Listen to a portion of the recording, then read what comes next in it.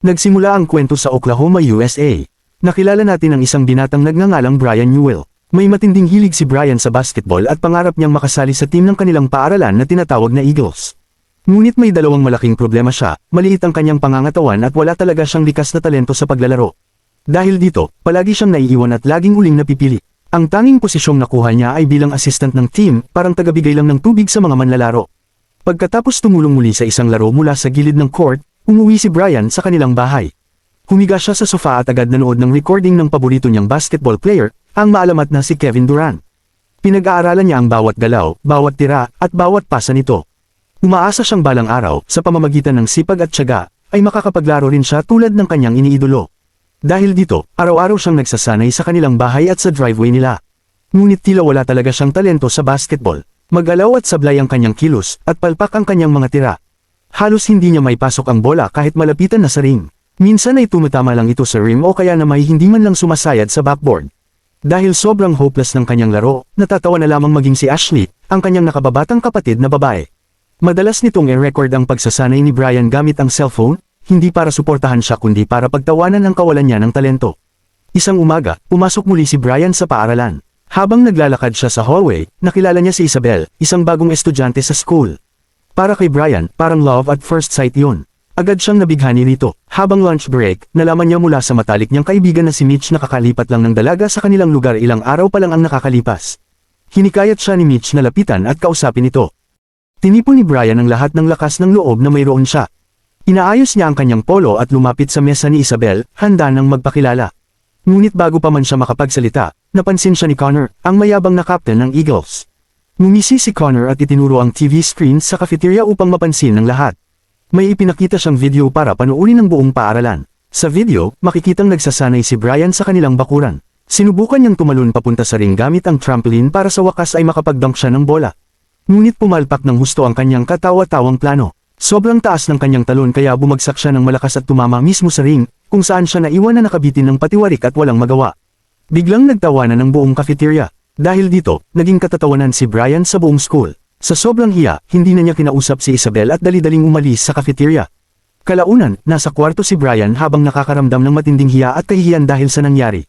Napansin ito ng kanyang ama na si Joe at sinubukan siyang pasayahin. Inaya niya si Brian na manood ng laro ng paborito nitong team, ang Thunder. Hindi na nagdalawang isip si Brian. Ang makita si Kevin Durant ng personal ay parang natupad na pangarap para sa kanya. Sumama siya sa kanyang ama papunta sa arena, umaasang mapapanood si Kevin na mangibabaw sa court.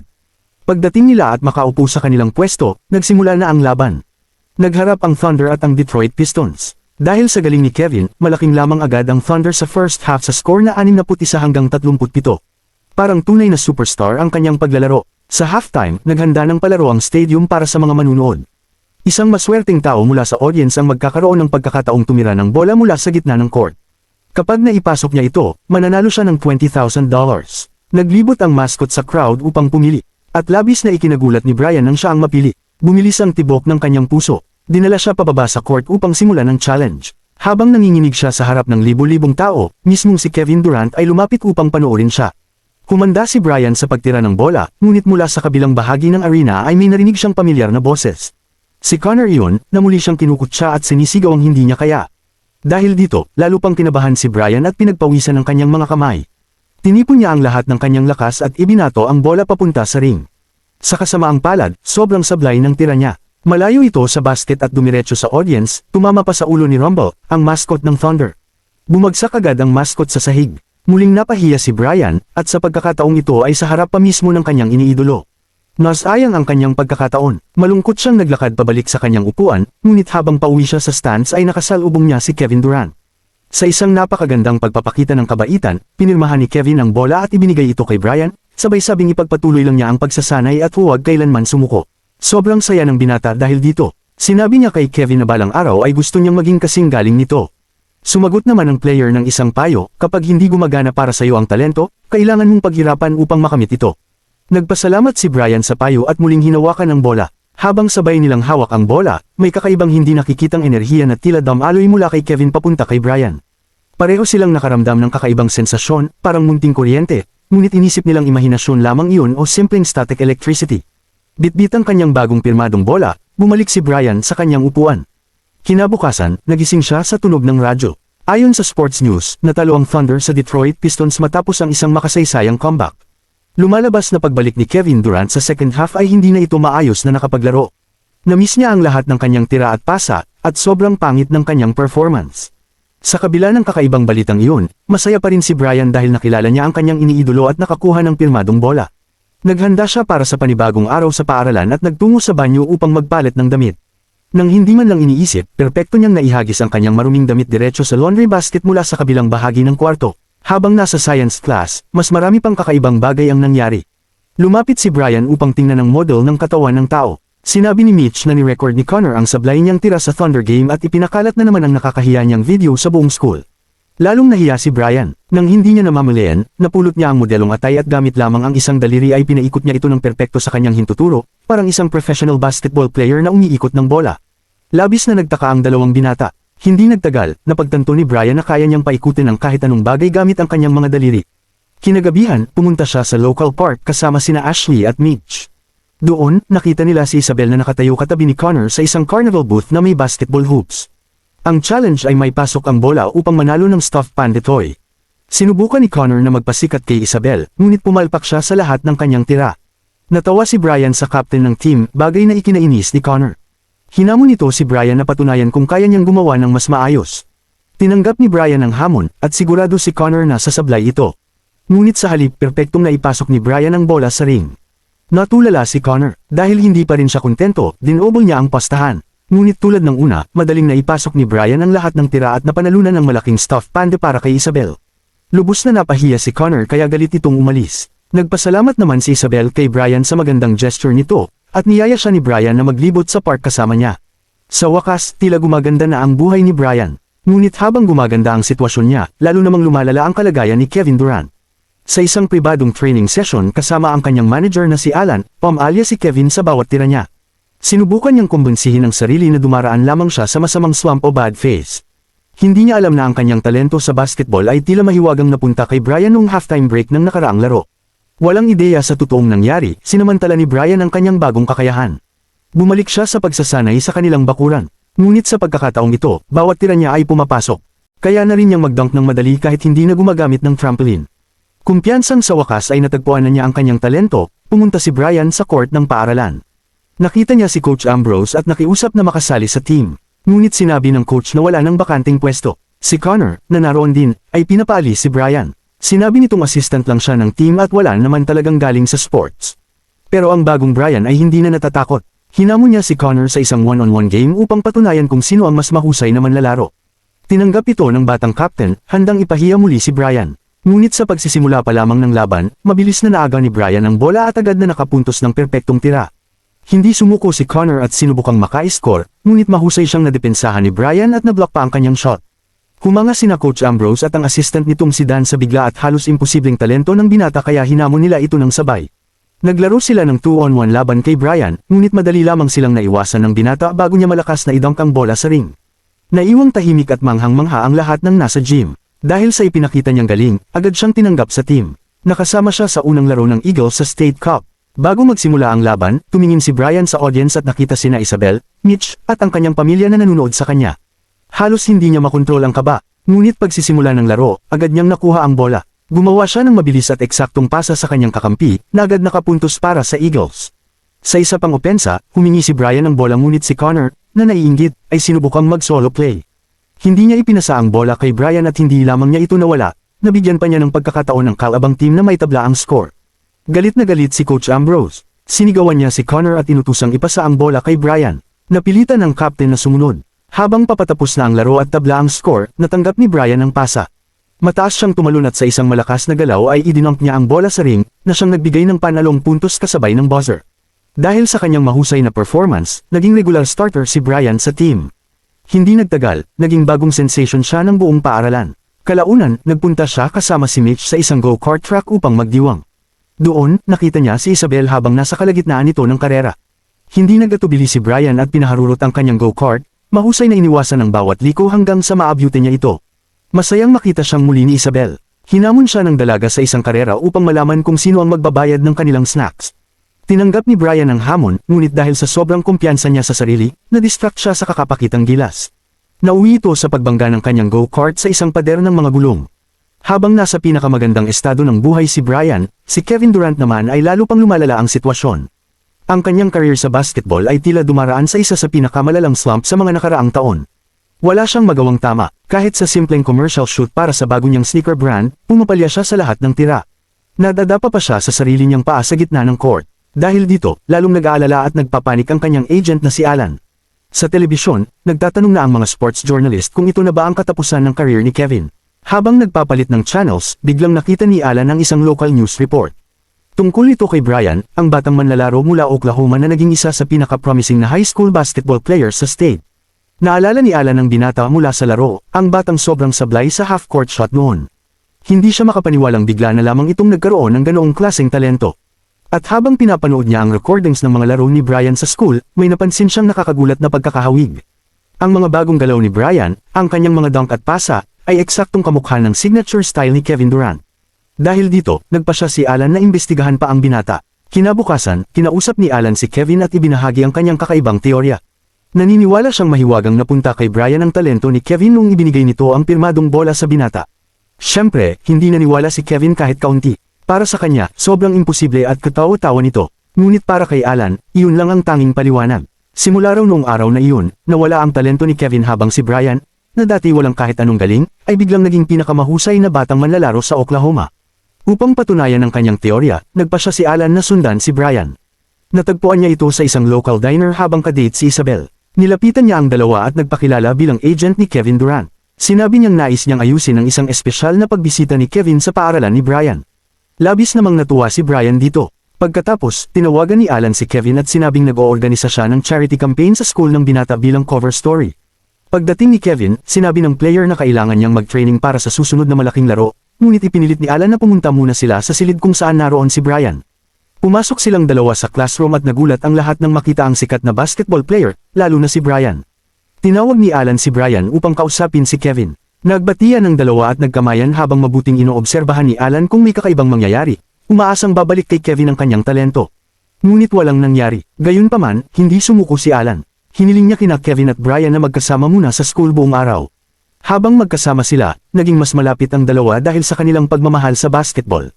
Ngunit sinabi ni Kevin na kailangan na niyang bumalik sa arena upang mag-practice bago ang laro niya mamayang gabi. Dahil desperado na si Alan, sinubukan niya ang huling plano. Inanunsyo niyang mamimigay siya ng bagong sneakers ni Kevin sa buong basketball team. Ipinamahagi nila ang mga sapatos sa mga manlalaro. Pagkatapos, pinapunta niya si Brian upang magpakuha ng litrato kasama si Kevin habang pareho nilang hawak ang pirmadong basketball. Umaasa siyang sa pisikal na contact na iyon ay babalik kay Kevin ang talento. Ngunit muli, walang nangyari. Umalis si Kevin na frustrado at sinabi niyang pagod na siya sa mga baliw na ideya ni Alan. Naniniwala siyang maibabalik niya ang kanyang talento sa pamamagitan ng sariling pagsisikap at matinding training. Makalipas ang ilang oras, muling naglaro si Brian para sa Eagles. Habang nasa court, si Connor na malayang nakapwesto ay humihingi ng bola. Ngunit si Brian, na ngayon sobra na ang tiwala sa sarili, ay hindi siya pinansin. Mag-isa niyang dinribble ang bola lampas sa buong kalabang team at siya mismo ang nakapuntos. Naiinis si Connor sa pagiging makasarili ng kanyang kakampi. Nilapitan niya si Brian sa gitna ng laro upang komprontahin ito, ngunit pinakalma siya ni Coach Ambrose at pinabalik sa bench. Muli na namang naging bida si Brian sa laro dahil siya ang nakapuntos ng halos lahat ng puntos. Ngunit dahil sa sobrang talento at kasikatan, nagsimula siyang maging mayabang. Nakikisama na rin siya sa mga sikat na estudyante sa school at unti-unti nang iniiwan ang kanyang matalik na kaibigang si Mitch at ang dati niyang grupo. Pagkatapos ng laro, nagkaroon ng malaking party ang buong klase. Hindi mapigilan ni Brian ang pagyayabang tungkol sa kanyang mga tira at puntos. Nagsimula pa niyang baliwalain si Isabel na nasa tabi lamang niya. Hindi nagustuhan ng dalaga ang bago niyang ugali kaya nagpa siya itong umalis sa party. Nang subukan siyang sundan ni Brian upang kausapin, pinigilan naman siya ng mga bagong sikat niyang kasama at hinila pabalik sa party. Biglang nagtakbuhan ang lahat ng may dumating na tila magulang ng isang estudyante upang pahintuan ng gulo. Ngunit hindi pala ito magulang, si Alan iyon, ang agent ni Kevin. Galit siyang sumugod, hinila si Brian palabas ng pool, at iginiit na ibalik nito ang talento ni Kevin. Hindi maintindihan ni Brian ang ibig niyang sabihin, ngunit sinabi ni Alan na inalam niya ang lahat tungkol sa kanya. Ipinaliwanag niyang bago makilala ni Brian si Kevin sa laro, hindi man lang ito kabilang sa team. Ngunit ngayon, umaabot na siya sa average na 48 points kada laro, eksaktong average na mayroon si Kevin noong kaedad niya si Brian. Hindi man alam ni Alan kung paano nangyari iyon, naniniwala siyang kahit papaano ay nanakaw ni Brian ang talento ni Kevin at kailangan niya itong ibalik. Bago umalis, binigyan pa siya ni Alan ng payo. Sinabi niyang walang saysay ang tagumpay kung kapalit naman nito ay ang pagkawala ng lahat ng pinaghirapan ng isang mabuting tao tulad ni Kevin. Tumama ng malalim ang mga salitang iyon kay Brian at napaisip siya. Kinabukasan, pumunta siya sa school kung saan naghahanda sila ng malaking event para parangalan ang Eagles. Sa gitna ng pep rally, inanunsyo ni Coach Ambrose na matapos ang 30 taon, makakarating na muli ang Eagles sa State Championship Finals. Pinasalamatan niya ang buong team para sa makasaysayang tagumpay at isa-isang tinawag ang mga players upang ipakilala sa buong paaralan. Habang naghihintay ng kanyang turn, nakita ni Brian si Isabel sa crowd na papunta sa library kaya hinabol niya ito. Sinubukan niyang makipag-ayos, ngunit sinabi ng dalaga na nag-aalala siya para sa kanya. Ayon kay Isabel, binago siya ng tagumpay niya sa basketball, at hindi sa magandang paraan. Ngunit si Brian, na mayabang pa rin, ay nagsabing nagkakilala lamang naman sila dahil sa basketball. Kung wala raw ang sport, hindi siya mapapansin ni Isabel. Nasaktan si Isabel sa sinabi niya. Sinabi nitong noong unang araw pa lamang niya sa school ay nagustuhan na niya si Brian dahil sa tunay nitong pagkatao bago pa dumating ang talento. Hindi niya gusto ang taong naging siya dahil sa basketball. Pagkatapos sabihin yun, umalis si Isabel. Naiwang guilty si Brian habang papunta sa court. Napagtanto niyang itinulak niya palayo hindi lamang si Isabel kundi pati ang kanyang mga tunay na kaibigan. Matapos mag-isip ng mabuti, nagpasya siyang gawin ng tama. Tinawagan niya si Alan at sinabing gusto niyang ibalik kay Kevin ang talento sa basketball. Agad siyang dinala ni Alan sa arena kung saan nagsasanay si Kevin. Tulad ng inaasahan, sablay pa rin ito sa bawat tira. Dinala ni Alan si Brian sa player at pinaghinarap silang dalawa sa court upang patunayang napunta nga kay Brian ang talento ni Kevin. Tinanggap ni Kevin ang hamon. Hindi nagtagal, napansin niyang hindi lamang siya nalampasan ni Brian, kundi kaya rin itong gawin ang lahat ng pinakamahirap niyang signature shots. Kumbinsidong totoo ang teorya, sinabi ni Alan sa dalawa na sabay nilang hawakan ang pirmadong bola at ulitin ang eksaktong mga salitang sinabi nila noong unang araw silang nagkita. Sinunod nila ito, ngunit walang nangyari. Nananatiling wala pa ring talento si Kevin. Hindi pa rin sumuko si Alan. Sinubukan niya ang iba't ibang paraan tulad ng paggawa ng static energy, paggamit ng magnetic objects, at patuloy na paghawak sa pirmadong bola, ngunit wala pa ring epekto. Sa kabila ng lahat, nagpasalamat si Kevin sa binata dahil sa pagiging tapat nito at sa pagtulong sa kanya. Binati niya si Brian ng good luck sa susunod nitong laro, at ganoon din ang ginawa ni Brian kay Kevin. Pagsapit ng gabi, magsisimula na ang laro ng Thunder. Pumunta si Brian sa bahay ni Isabel upang humingi ng tawad sa naging ugali niya. Inamin din niya ang lahat ng nangyari. Sinabi niyang hindi niya talaga deserve ang lahat ng tagumpay na nakuha niya sa basketball dahil parang nanakaw niya ang talento ng professional player na si Kevin Durant. Hindi naniwala si Isabel, ngunit ipinakita ni Brian ang video recording ng laro ng Thunder, ang video kung saan sumablay siya sa tira at natama ng mascot ng team. Ipinaliwanag niya na bago mangyari ang insidenteng iyon, siya ang pinakapangit na player sa school, ngunit pagkatapos nito ay naging pinakamalaking pag-asa ng Eagles. Kahit ganoon, hindi pa rin maintindihan ni Isabel kung paano maaaring mailipat ang talento mula sa isang tao papunta sa iba. Habang naghahanap ng sagot, muling pinanood ni Brian ang recording ng sablay niyang tira. Nang makita niyang tinamaan ng bola si Rumble, ang mascot, bigla siyang nagkaroon ng ideya. Napagtanto niya ang pagkakasunod-sunod ng mga pangyayari. Agad niyang kinuha ang kanyang bisikleta at mabilis na nagtungo sa stadium kung saan malapit nang maglaro ang Thunder. Samantala, si Kevin ay nasa court at dumaraan pa rin sa pinakamasamang performance ng kanyang career. Ilang minuto pa, dumating si Brian sa venue at mabilis na nagbisikleta papasok sa likurang entrance. Nalusutin niya ang mga gwardya at nakapasok sa bakal na gate ilang segundo bago ito tuluyang magsara. Sa wakas, nakapasok si Brian sa stadium at nakita si Kevin na nakaupo sa bench. Sinabi niyang natuklasan na niya ang paraan upang maibalik ang kanyang talento. Naalala niyang bago niya nakausap si Kevin noon, naihagis muna niya ang bola at tinamaan si Rumble. Nakita niya si Rumble na nasa malapit kaya muli niyang inihagis ang pirmadong bola at malakas na tinamaan ng mascot dahilan upang bumagsak itong walang malay. Pagkatapos, nagkamay silang muli ni Kevin habang hawak ang pirmadong bola.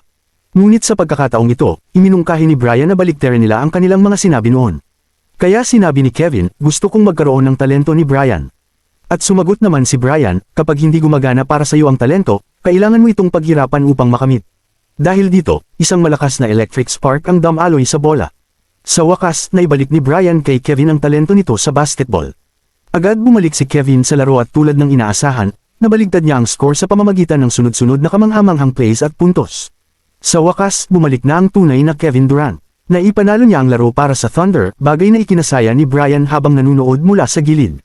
Ngunit alam ni Brian ang ibig sabihin nito para sa kanya. Kinabukasan, pumunta siya sa kanilang bakuran at muling sinubukang itira ang bola sa ring.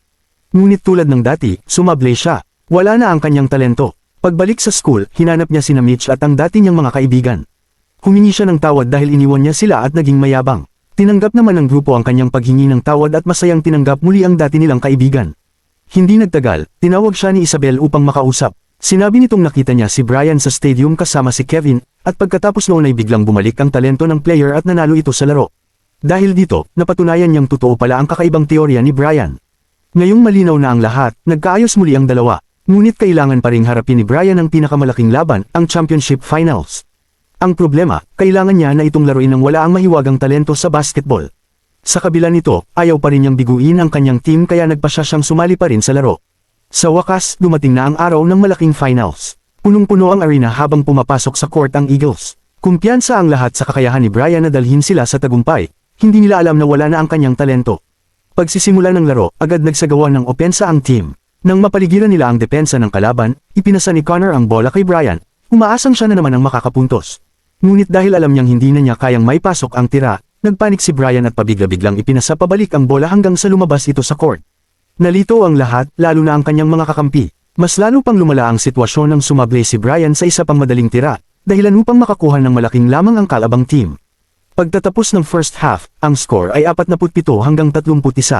Dinudurog ang Eagles. Sa huling play bago matapos ang half, tumira si Connor at nakapuntos upang mapalapit ang score sa 47-35. Pagkatapos nito, nag-timeout ang referee. Sa locker room, tinanong ni Coach Ambrose si Brian kung ano ang nangyayari. Sinubukan ng binata na pagtakpan ito at sinabing may masama lang siyang araw. Nakiusap pa siyang maupo na lamang sa bench dahil pakiramdam niya ay pabigat lang siya sa team. Ngunit sinabi ng coach na manatili siya sa laro. Ipinaalala nito kay Brian na gawin lamang ang lahat ng alam niya dahil umaasa sa kanya ang buong team upang manalo. Bumalik si Brian sa court na halos wala ng pag-asa. Ngunit nang tumingin siya sa audience, nakita niya sina Alan at Kevin Durant. Nandoon sila upang suportahan siya sa kanyang laro. Pagkakita muli sa kanyang iniidolo, muling nagkaroon ng lakas ng loob si Brian. Tinawag niya ang buong team upang mag-usap. Kahit wala na siyang talento sa pagtira, marami pa rin siyang alam tungkol sa basketball strategy dahil sa matagal niyang pag-aaral sa mga laro ni Kevin. Ibinahagi niya ang lahat ng natutunan niya sa kanyang mga kakampi. Hiniling niyang kalimutan muna nila ang mga solo play at mag-focus sa teamwork. Nakita ng team ang kanyang determinasyon kaya sinunod nila ang kanyang payo. Pagsisimula ng huling quarter, nagsimulang gumana ang strategy ng Eagles. Unti-unti nilang nabawi ang momentum ng laro. Sa pamamagitan ng maayos na pagpapasahan ng bola, napalapit nila ang score. Bukod dito, ginawa ni Brian ang lahat para sa depensa. Hindi man siya nakakapuntos, mahusay naman siyang nagbabantay ng kalaban, nagnanakaw ng bola, at nagpapasa sa kanyang mga kakampi. Ilang segundo na lamang ang natitira sa laro at ang score ay 60-62. 2 puntos ang lamang ng kalaban sa Eagles. Nabawi ng Eagles ang bola sa posibleng huling play ng laro. Napunta ang bola kay Brian. Mula sa audience, sinigawan siya ni Kevin na tumakbo papunta sa kalabang side at huwag sayangin ang pinakamalaking pagkakataon niya. Pagdating sa gitna ng court, sinubukan ni Brian na ipasa ang bola ngunit sobrang higpit ng depensa. Siya na lamang ang natitirang bukas para tumira. Kahit ganoon, ipinasa pa rin niya kay Connor, ngunit agad din itong nabantayan. Muling bumalik ang bola kay Brian. 4 na segundo na lamang ang natitira sa laro at wala na siyang ibang pagpipilian. Mula sa malayong distansya, tumira siya ng bola. Tumunog ang buzzer habang nasa ere pa ang bola. Napahinto ang buong stadium habang hinihintay ang kahihinatnan. Sa huling segundo, tumama ang bola sa ring at pumasok sa basket. Nanalo ang Eagles. Agad tumakbo ang lahat papunta kay Brian, ang binatang nagligtas sa team nang hindi kinakailangan ng talento ng iba. Makalipas ang ilang araw, muling nagkita sina Brian at Kevin at nagpasalamat sila sa isa't isa para sa lahat ng naitulong nila.